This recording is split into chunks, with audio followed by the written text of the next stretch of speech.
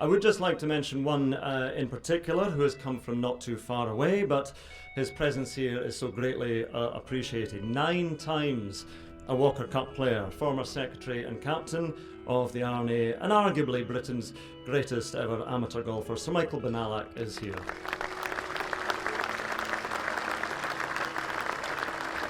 Well, I'm very honoured that I have a trophy named after me. When I was young, probably wasn't good enough.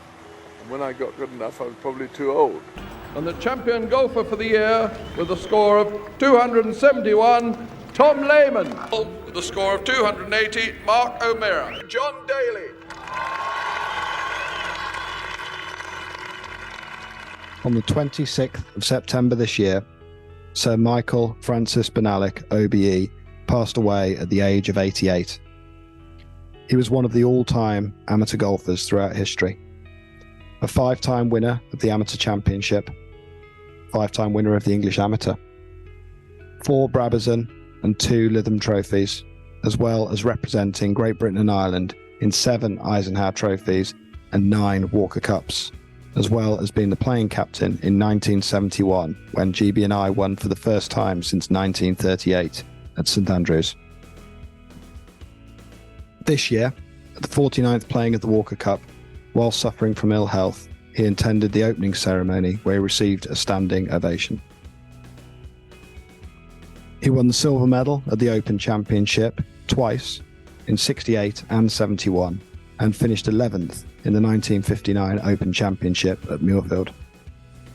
But aside from a glittering CV as a career amateur in the game, Sir Michael was also one of the most admired and respected administrators in the game of golf. He was president of the Golf Club Managers Association, the GCMA, as well as the chairman of the Golf Foundation and the PGA of Great Britain and Ireland in the 70s and 80s, as well as president of the English Golf Union in 1982. He was president of the Greenkeepers Association, bigger, the One-Armed Golfers Society, and the PGA of Europe, and also served as chairman of the advisory committee for the official World Golf Rankings. Most famously, however, he was also the secretary for the R&A from 1983 to 1999 through a period of unparalleled change in the game, and we're delighted to have his successor, Peter Dawson CBE, on the podcast as someone who knew him well to bring his career and legacy to life for us. Widely regarded as Britain's best amateur golfer, and his work, as well as his work as an administrator in the game, led to Sir Michael being inducted into the World Golf Hall of Fame in the year 2000. Sir Michael was married to his wife Angela, herself a fine golfer with 6 consecutive Curtis Cup appearances for 64 years before her passing in 2022, and is survived by his 4 children. Watch this.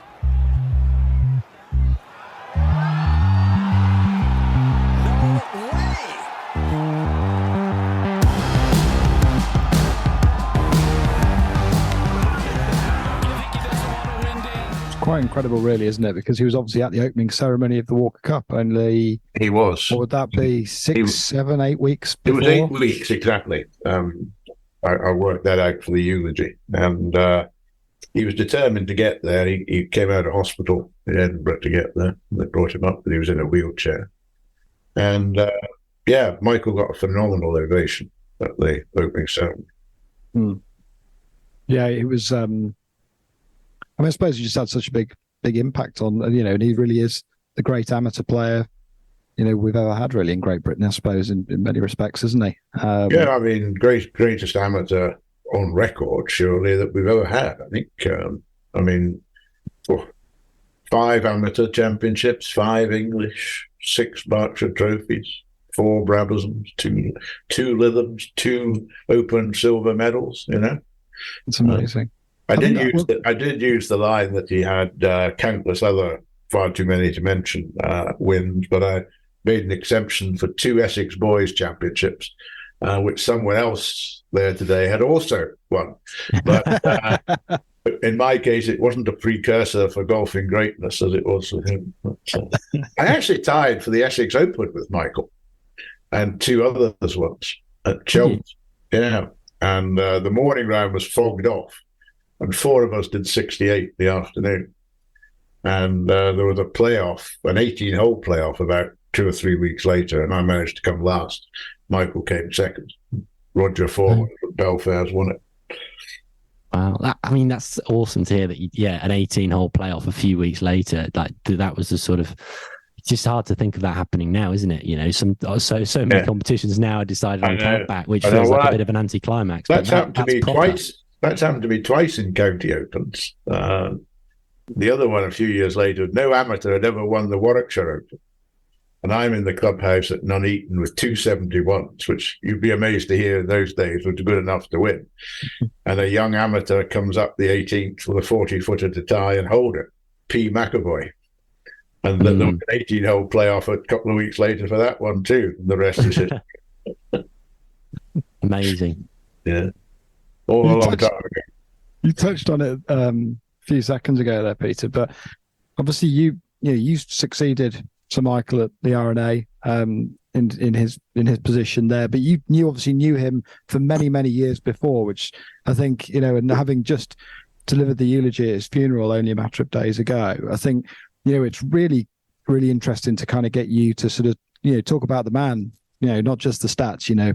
Well, the story is that when I was 14 years old, I'd been playing golf for about 3 years, started in Edinburgh as a schoolboy. And my family moved from Edinburgh to Southend-on-Sea. Quite a big step. Everyone at school called me Angus because they couldn't understand a word I said. Never mind. Changed that. And I joined Thorpe Hall as a junior or cadet member, as they called them, when Michael was at the peak of his powers. He was winning amateurs and things at that time. And so I, as a schoolboy, actually played quite a bit of golf with Michael and Angela. Mustn't forget Angela, who got ahead of Michael earlier in her career with her successes. And Michael caught her up and passed her probably. But and I actually got to partner Michael in the Thorpe Hall club team and in foursomes quite often. And I never forget this one. I'm pretty sure it was 1965 that Michael beat Clive Clark in the final of the amateur at Porthcawl.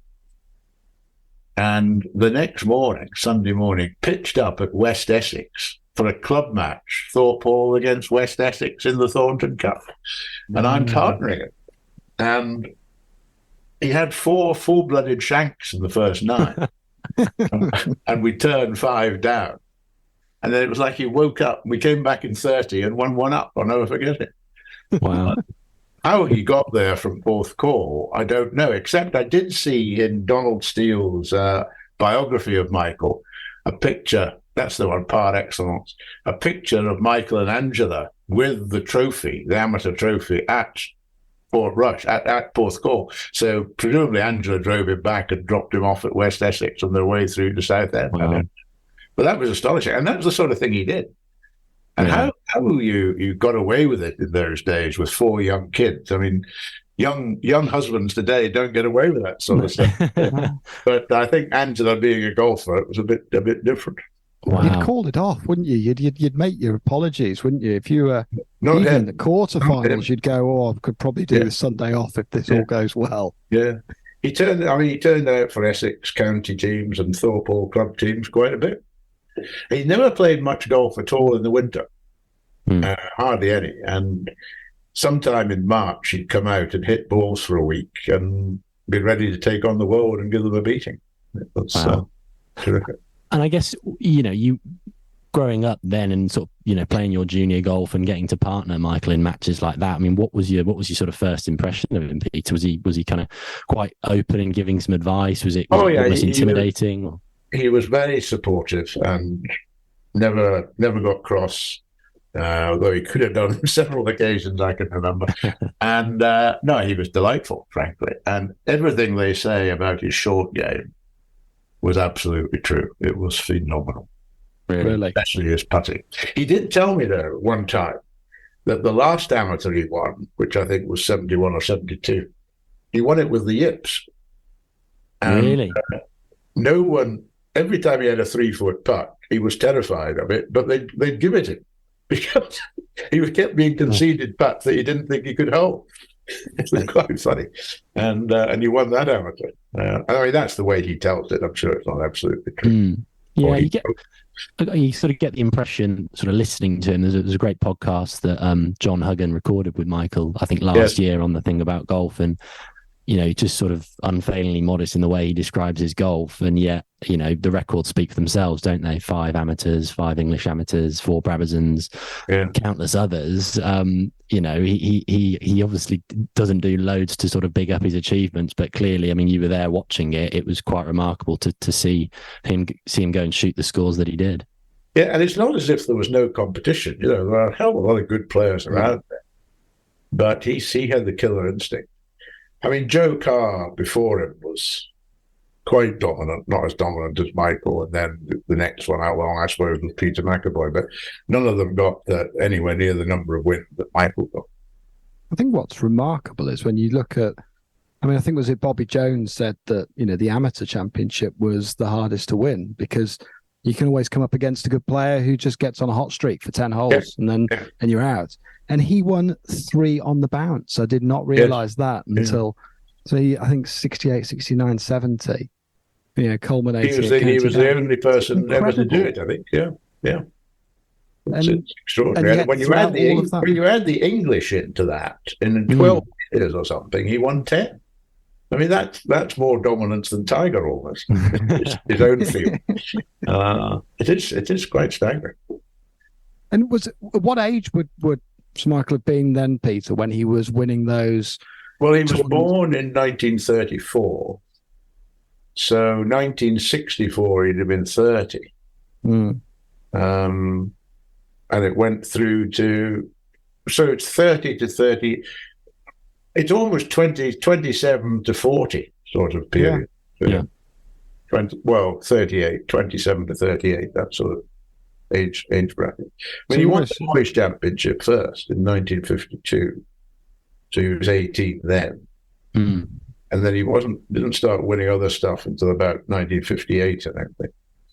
So it was a 6-year period after the Boys Championship. Well, of course, it was national service in those days. And he had to go in the army, and he won the army championship, of course. And managed to get an army posting very near a golf course by all accounts. That's all worked.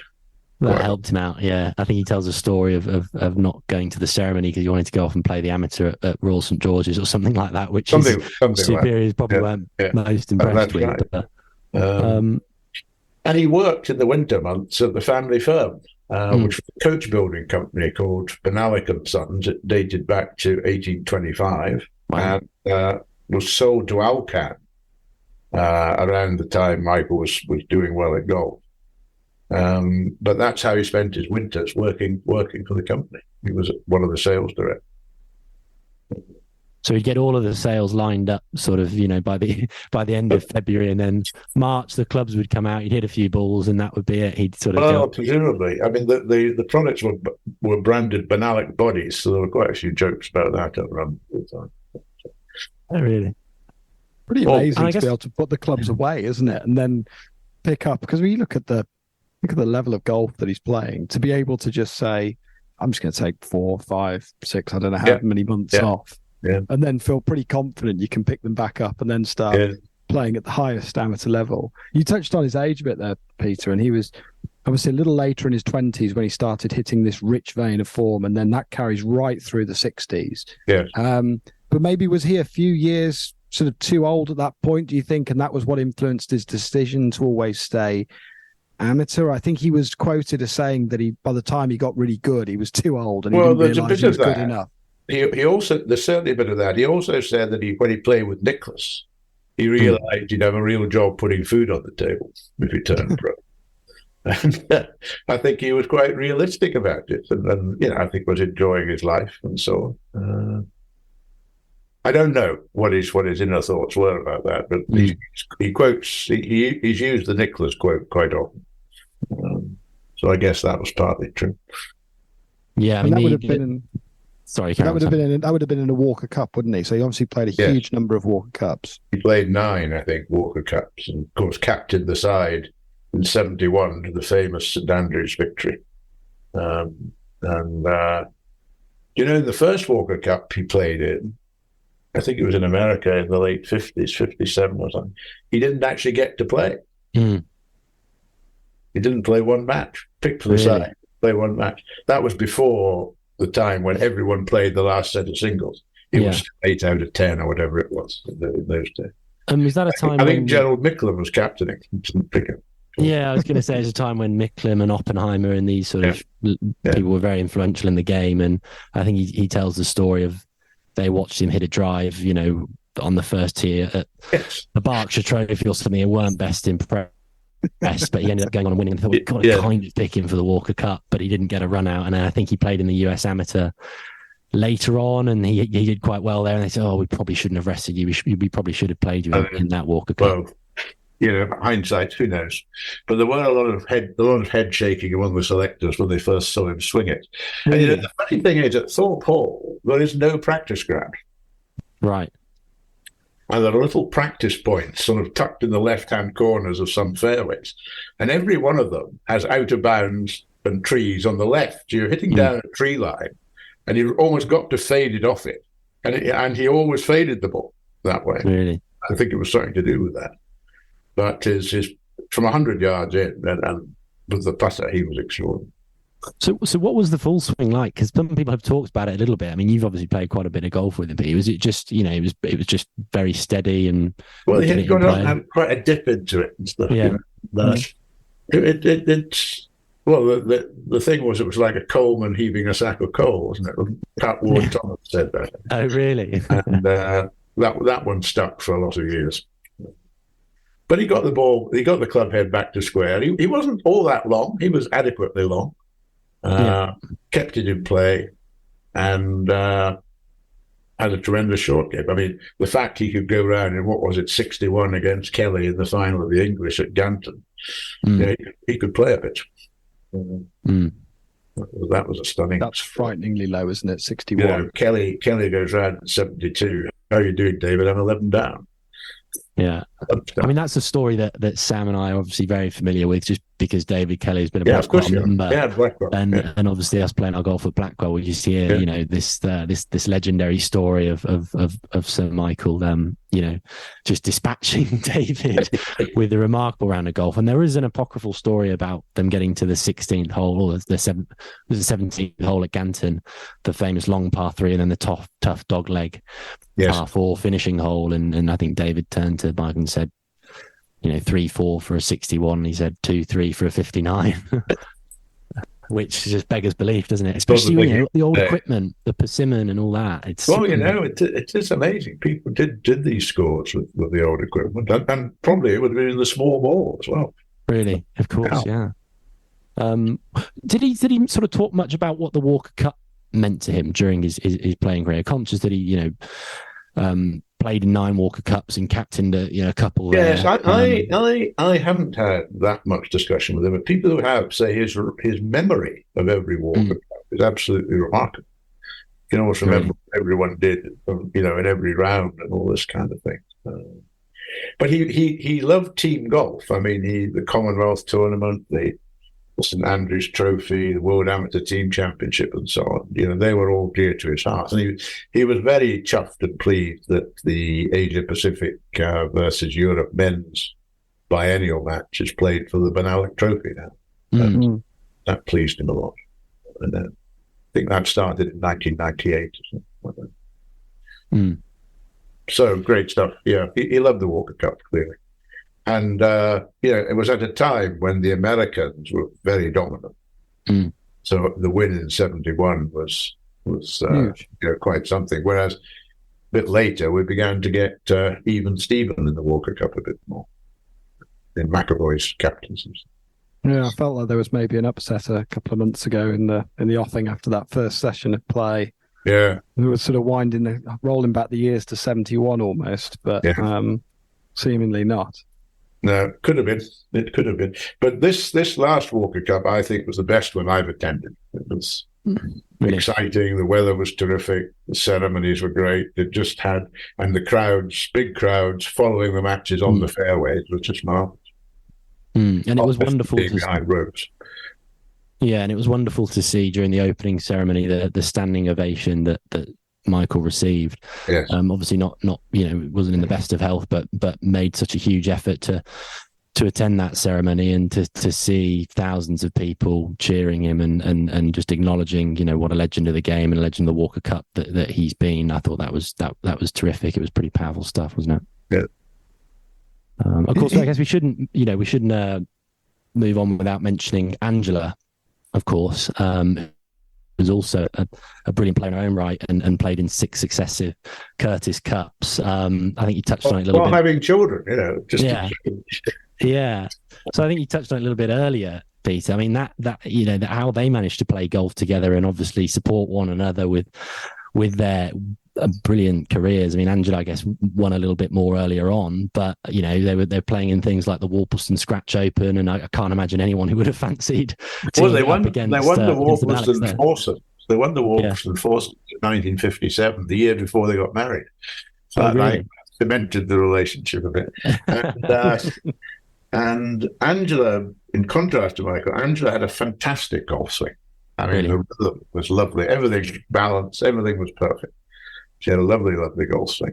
And by God, she could play. And they were married 64 years, I think, when she died, sadly, last year. And that was a bitter blow for Michael.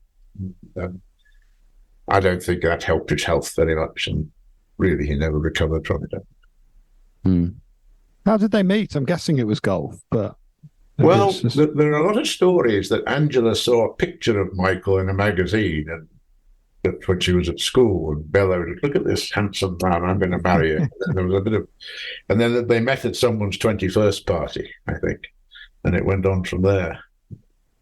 He's got a great smile, though, hasn't he? You can almost see it. He's quite, he's a handsome guy, particularly that shot when he's lifting the amateur championship, isn't it? Yeah. He's got the white roll neck on. It's a hell of a smile. It is. Well, he was known as the Duke for a lot of time, and apparently that's because people thought he looked very like the Duke of Edinburgh in those days. I can't quite see it myself, but I'm told that's the story. And the amazing thing there one of the amazing things about Michael was after his playing career ended, let's say in 73, he was still playing a bit, but it was 10 years before he got the job at the R&A. And in that time, he had all sorts of jobs in golf. Like he was president of the English Golf Union. He was, what was he? Chairman of the PGA, I think. Even. Yeah, I've got a few of them down here. The One-Armed Golfers Society was also one of them. He had a whole load of them in the 70s and 80s. Yeah. GCMA as well. I mean, the big one, I guess, was the Greenkeepers, bigger. But I don't know if that came slightly later. It did, I think, after his R&A role, I think. And then, of course, when he became R&A secretary, he tended to drop all that kind of thing and just do the R&A job. And then after he retired as secretary, he picked a lot of that type of thing up again. So he was never out of the game, really, at any point. Yeah. And when he sort of came towards the end of his kind of, I guess, period of dominance is what we'd call it, really. Early 1970s when he won the amateur, and I think he's still won the Lytham Trophy. Was that maybe the last win in 72? I want to say. Did he still carry on playing kind of casual golf, or you sometimes hear about people who've achieved such success in a sport, it's almost difficult for them to be able to enjoy the game at a sort of slightly lower level? Was Michael like that, or did he still enjoy playing? The fact of the matter is that when I finished at Thorpe Hall when I was 18 and left school and went off to university, Michael came and played against us at university once or twice. And then I didn't see him again until the 1990s, almost 30-year period. And the funny thing is that my wife and I were on holiday at Lake Como in Italy.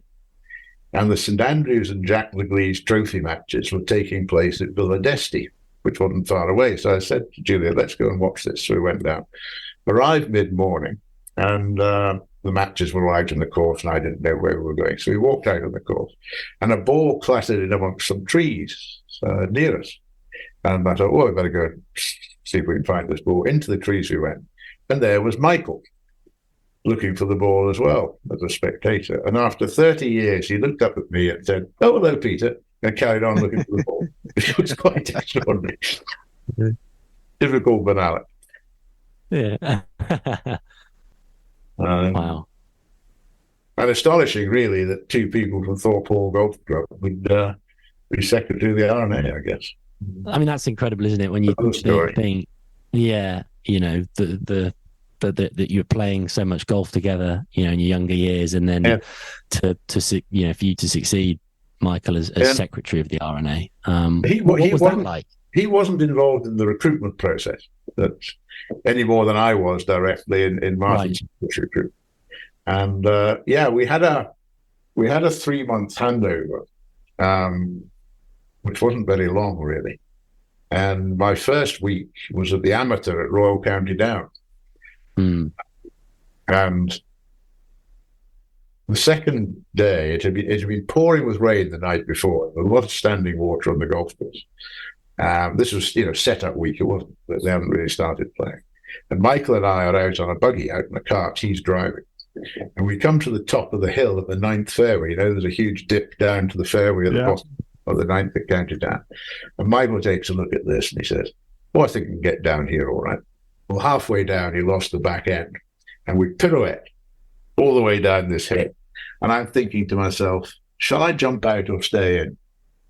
What if I jump out and the cart lands on me? What if I jump out and Bonallack lands on me? Even worse. And we got to the bottom, safe as houses. He drove off as if nothing had happened at all. Didn't even mention. Really? Terrific stuff. It's terrifying. The thought of rolling one of those buggies is absolutely terrifying. Well, he wasn't actually the greatest communicator. It wasn't one of his great skills. And during the handover period, we were talking about something or other, and there was a piece of paper missing from the file. So Michael got up and went out towards the secretary's office outside. And I assumed he'd gone to get the bit of paper. And he came back an hour and a half later, having had his hair cut. Never going out. Really? Yeah, great stuff. And the other story that I told at the eulogy was you see another side to a guy. And in those days, there was no air conditioning in the RNA clubhouse. The only ventilation in the secretary's office was to leave the door open between the office and the balcony. So a bit frustrating listening to people hitting off the first tee all day when you're trying to work. But I guess that's quite a high-class problem. But quite a lot of days in the summer, a few butterflies would fly in through the door and be in the office. And he wouldn't go home at night and shut the door until he'd captured all of them gently and put them back out again. Bit different from the match play assassin of the 1960s. You see another side. And he was a great animal lover and donated to a lot of charity. Really? So he was a gentle man. Yeah, that's a great story. I mean, that's a slightly strange, isn't it? It struck me at the time, but that was quite nice. That was okay. Because he's quite tall, was he? 6'4", you know, big. No, I wouldn't say as tall as that. Maybe 6'1", 2". Okay, yeah, but kind of gentle. Maybe. Yeah, sort of gentle. Taller than you, Bruce. That's probably about the same height as me, I'd say. Brilliant. I'm glad we got that in there. Got that straight. The administration, Peter, in terms of like how he came into that. So, you know, he's obviously finished playing. Did you, when you were playing with him, have a feeling that he would always go on to be an administrator in the game of golf? And to be honest, I was a schoolboy, you know, getting on. I never even thought about it. Wasn't something that would have crossed my mind really at the time. You know, you live for the day of it at that age, and yeah, I can't answer the question really. But they say that when it became known that he'd applied for the RNA job, all the other candidates withdrew because they thought he'd be a shoo-in. And he was perfect for the role, really. And that was proved to be the case throughout his 16 years in the RNA. And it was a great time for European golf. You know, Seve was there, Lytham, Woosnam, Lyle, Fowler, all these sort of people, Montgomery. And the Open grew and prospered, and the RNA was able to give more money for golf development. So it was a pretty successful period. Yeah, to be honest, I guess there's a sense of it kind of comes full circle, really, in that he'd finished low amateur, hadn't he, in the Open a couple of times, won the silver medal. So I guess it comes full circle in a way, in that he finished low amateur a couple of times in the Open, won the silver medal, and then to then be sort of at the helm of the R&A, running the championships, I guess, and I guess still sort of meeting players who he'd, I guess, competed against a few years prior. That it's probably quite fun to be the other side of the other side of the table, really. Oh, absolutely. And he would have known, as you say, especially early in his time as secretary, he would have known most of the players, I guess, quite well. I mean, there's some great stories. The one he was very he loved being a member at Augusta and being part of the Bastards, which he was for decades, I guess. And he would always be either a rules official or a rules rover. And you'd see him on his cart in his green jacket with one hand on the steering wheel, the other hand on yet another ice cream. Really? There's a story that Seve hooked it off the 10th tee at Augusta, and there's a rules official down there with him, and Seve's trying to get a free drop out of not a very good spot. And the rules official's not too sure about this, so calls for a rover. And when Seve saw it was Michael coming down the hill in the cart, said, "Oh, I'll just play it." He knew that he wasn't going to get an easy... Knew he'd get nowhere with him. Yeah. I think I'd heard a similar one in another tournament. Didn't he turn up and just say, "Yeah, just hit it," or something? Yeah, that may actually be the same story that's got tweaked one way or another. He didn't really suffer balls on that front. Then it was short tolerance. He was an honest guy and Mr. Integrity, really, Michael. Fair play to everyone. He was quite a practical joker too at times. Really? Yeah, I'd heard that he had quite a wicked sense of humour. There must be a few good stories there, Peter. Well, he did very few months before one Open Championship at St Andrews, and BBC had been up and positioned all their cameras, mapped them all out where they were going to be. And then he sent them, I suppose it might have been a fax in those days or a telex or something, saying that the championship committee had met and decided they were going to play the Open on the reverse course, the old course. You can play it the other way around. Yeah. And this caused uproar in the BBC broadcasting house, and he let it run a few hours and then pointed out that it was April the 1st. But my favourite one, and I've told this story quite often, I think, includes a guy called Bill Cotton, who was a practical joker himself, and he'd got ahead of Michael, and Michael wanted to get even with him. And Bill ran a company called Program Publications, which printed the Open program, designed and printed the Open program. And Bill used to be in the same porter cabin as Michael at the Open, and early in the week, one of the practice days. Well, Michael had enlisted the help of a guy called Graham Brown, who was a scratch golfer from Hoylake and a very good impersonator. And Graham Brown produced Seve to perfection. If you shut your eyes and Graham Brown started, it was Seve. He was just brilliant at it. So Michael goes out to the porter cabin and says to Bill, I'm just popping up to the clubhouse. Just man the phones with you while I'm out. Well, 5 minutes later, the phone goes, and the unmistakable voice comes on. And, "Where's Bonallack? I want to speak to him. He's not there. You tell him. You tell him I called. I am the champion. My picture not in front of the program.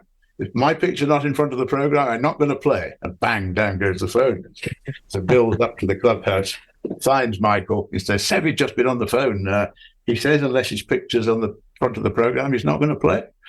And Michael said, "Well, Bill, I can't tell the championship committee that Seve's not going to play. You'll have to reprint the program."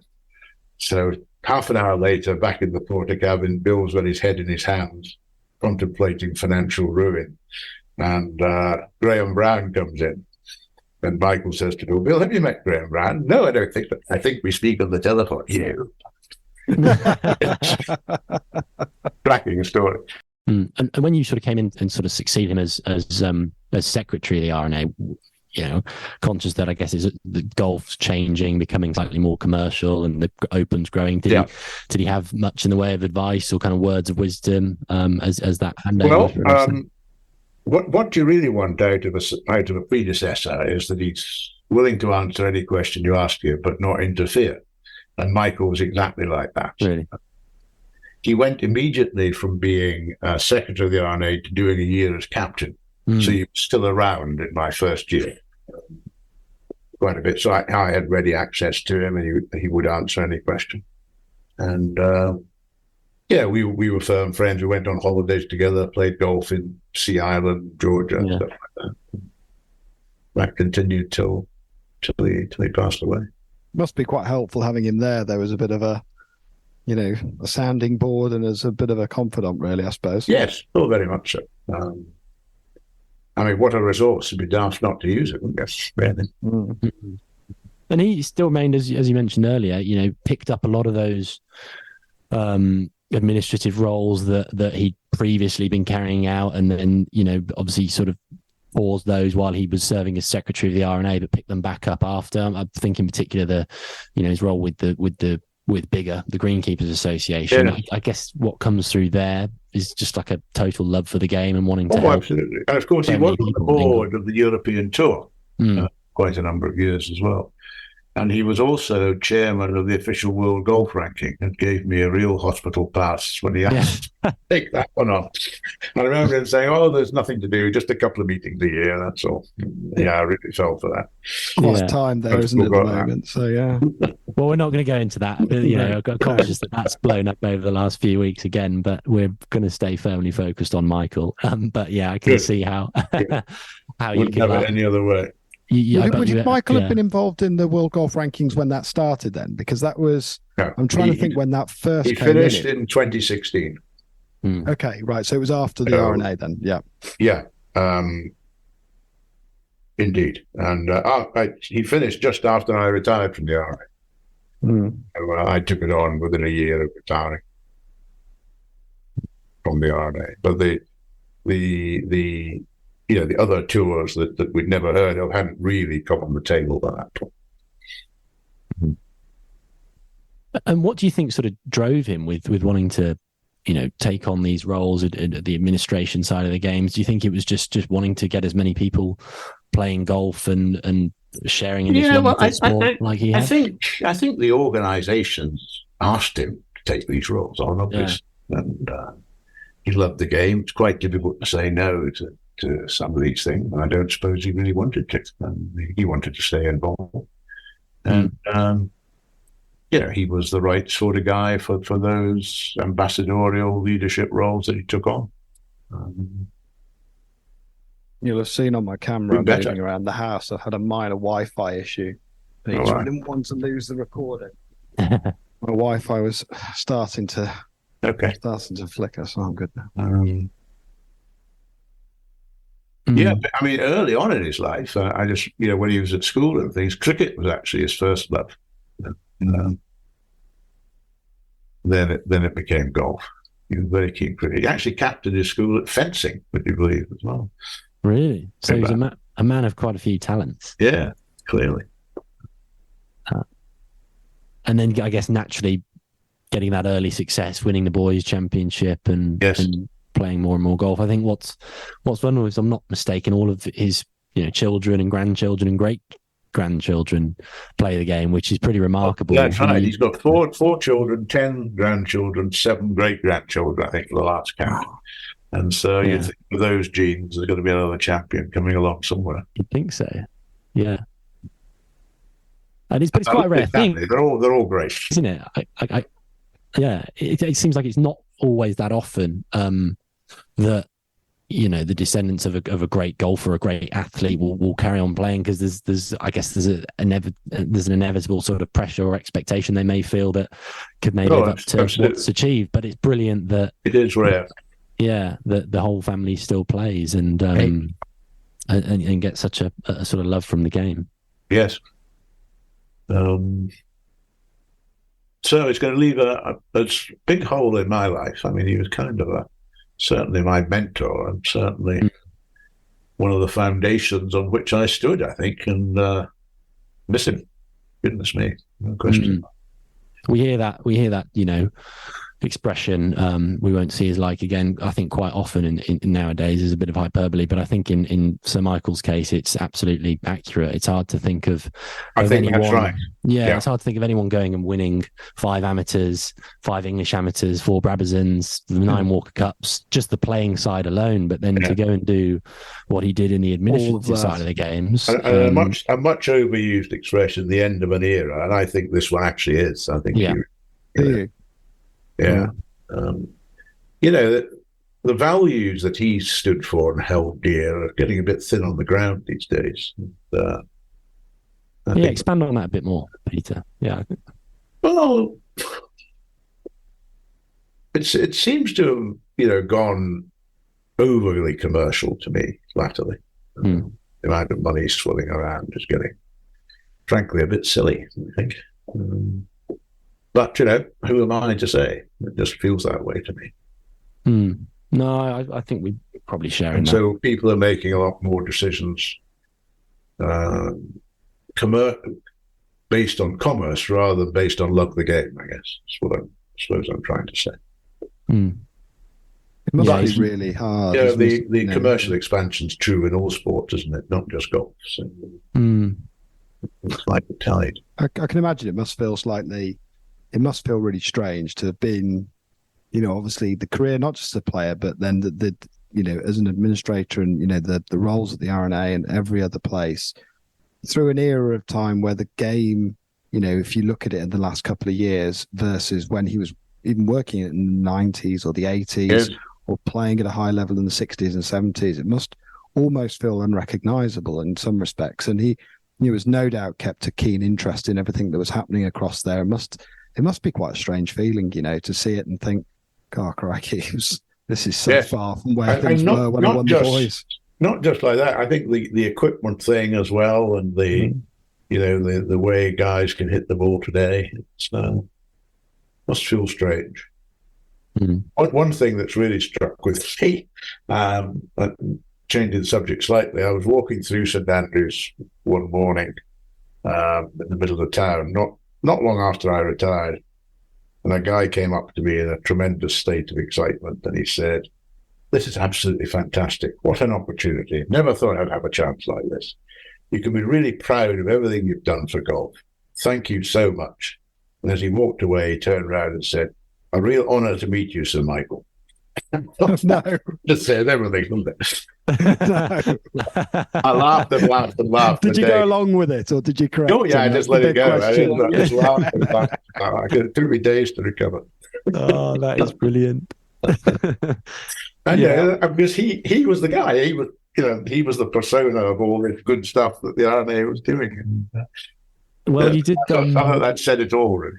You did tell that great story on the when you were previously on this podcast, Peter, about getting someone who comes up to you in the street and says, "Can you do it for little Johnny? Can you do the champion golfer of the year?" And I guess that you sort of had that a little bit in reverse there. But I think you also mentioned how the champion golfer of the year, that line, Michael gave you a little bit of a bum steer on that, didn't he, as to whether it was for or of the year? Well, that's right. I was not certain whether it should be champion golfer of the year or champion golfer for the year.